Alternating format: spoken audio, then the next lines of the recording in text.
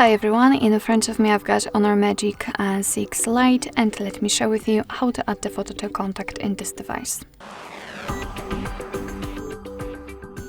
So let's start with opening your contact list, for example with the usage of the dialer, then find the contact you'd like to edit and tap on it. Now let's tap on edit and tap on this circle. Let me quickly remove the photo. As you can see, we'll have the circle with camera inside it, so let's tap on it. You can either take a photo and then your device will open the camera app, so this is the best option to choose if you've got the person right in front of you and if you're able to catch a photo of him or her, or you can choose the photo from the gallery, so it's up to you. Let's find the photo and tap on the tick icon in the right upper corner.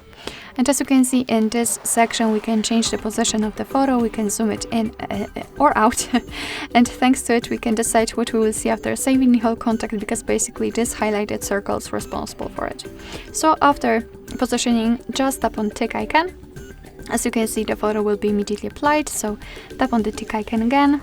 And as you can see, this is how our contact will look like with the photo. You will be seeing this photo on the contact list or during all incoming calls from this number.